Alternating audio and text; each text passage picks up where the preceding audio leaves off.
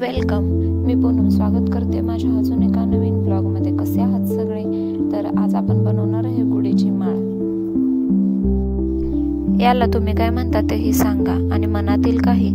कधी कधी खूप काही बोलण्यापेक्षा गप्प राहिलेलं चांगलं असतं. तर आपण गुढीपाडव्यासाठी जी साखरेची माळ वापरतो ती घरीच बनवणार आहे. तर ती कशी बनवणार आहे यासाठी व्हिडिओ कंटिन्यू करा. 2 प्लेट्समध्ये पाणी घेतलेलं आहे. एकामध्ये दोरा ओला करण्यासाठी आणि दुसऱ्यामध्ये पाक तयार झालेला आहे का ते पाहण्यासाठी.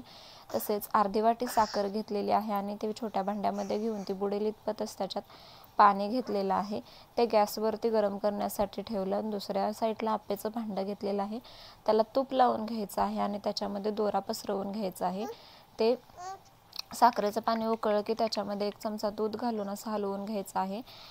थोड्या वेळानंतर त्याच्यातली जी मळी आहे ती अशा प्रकारे बाहेर येते, म्हणजे काळपटपणा निघून जातो. त्याचसोबत हा दोरा घालून घेतला. त्याचसोबत आपल्याला जसं भांड्यातील पाणी आहे साखरेचं ते हलवत राहायचं आहे. अशा प्रकारे स्ट्रक्चर आल्यानंतर एका प्लेटमध्ये जे पाणी घेतलेलं त्याच्यामध्ये असा पाक थोडा चमच्याने टाकून बघायचा. त्याची जर अशा प्रकारे गोळी तयार झाली तर म्हणायचं तुमचा पाक आता रेडी आहे साखरेची माळ करण्यासाठी. आणि अशा प्रकारे मग ते थोडं थोडं प्रत्येक आप्याच्या भांड्यामध्ये घालून घ्या. अशा प्रकारे घालून घेतल्यानंतर 15 ते 20 मिनिटांमध्ये तुमची अशा प्रकारे माळ तयार होते. मग ती चमच्याने किंवा सुरीने थोडे टच करून काढून घ्या. ही माळ झटपट आणि 15 ते 20 मिनिटांमध्ये होते. दुकानात 25, 30, 35 रुपयेशिवाय ही माळ भेटत नाही आणि आपल्या 15 ते 20 मिनिटांमध्ये आणि अर्ध्या वाटी साखरेमध्येच आपली ही माळ तयार होऊन जाते.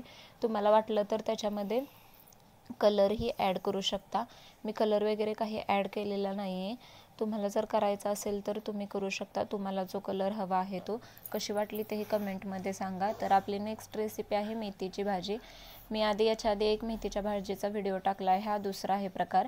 मेथीची भाजी छान प्रकारे अशी धुवून घेतली, शेंगदाणे थोडे कुटून घेतले, तसेच मिरची, लसूण, कोथिंबीर आणि टोमॅटो थोडा चिरून घेतला. कढईमध्ये तेल टाकलं, त्याच्यामध्ये मिरच्या आणि लसूण अशा प्रकारे भाजून घेतला. त्याच्यानंतर टोमॅटो अशा प्रकारे भाजून घेण्यासाठी त्याच्यामध्ये टाकला.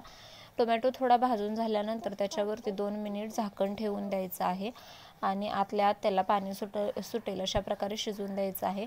त्यानंतर त्याच्यामध्ये अशा प्रकारे खुडलेली भाजी धुवून ठेवलेली जी आहे ती अशा प्रकारे टाकून छानपैकी परतून मिक्स करून घ्यायची आहे. तुम्ही पाहू शकता.